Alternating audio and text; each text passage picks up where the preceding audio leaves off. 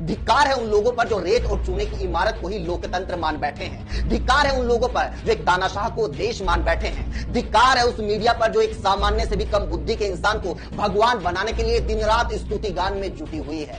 धिक्कार है उन महिला पत्रकारों पर जो महिला होकर भी महिला पहलवानों के समर्थन में जीभ को तालू तक लाने की हिम्मत नहीं कर रहे।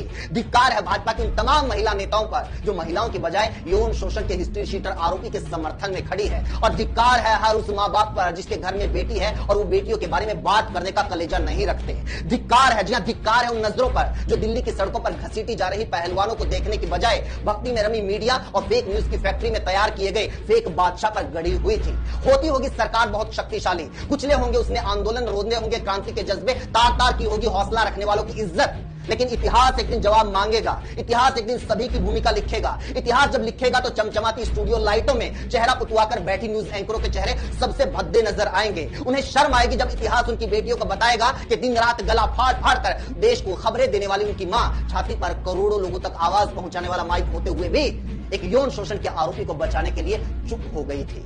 इतिहास लिखेगा और बताएगा भाजपा की महिला नेताओं की बेटियों को कि उनकी मां 7 लड़कियों के यौन शोषण के आरोपी को अपना नेता मानकर उसके चरणों में अपनी राजनीति को समर्पित कर चुकी थी। इतिहास लिखेगा और बताएगा कि फेक न्यूज की फैक्ट्री में बना बादशाह, उसकी लोकप्रियता और वर्ल्ड लीडर के सारे दावे फेक थे, क्योंकि बादशाह खुद एक हिस्ट्री सीटर की दया से मिलने वाली वोट के आसरे अपनी कुर्सी बचा रहा था। क्योंकि फेक बादशाह को पता था कि उसका अपना कोई वोट नहीं है, बल्कि उसको मिलने वाले वोट कभी बेटियों को तो कभी किसानों को रौंदने वाले हिस्ट्री शीटर नेताओं के थे। इसलिए फेक बादशाह उन पर हाथ डालने की हिम्मत नहीं कर पाया था। इतिहास पूछेगा भाजपा को वोट देने वाली माओ से कि वो अपनी बेटियों को क्या कहेंगी, वो अपनी बेटियों को क्या बताएंगी, क्या बनाएंगी, क्या वो बोल पाएंगी कि बेटियों आगे बढ़ो, देश का नाम रोशन करो? क्या वो कह पाएंगी कि बेटियों जाओ और विनेश फोगाट और साक्षी मलिक की तरह पूरी दुनिया को जीत लो?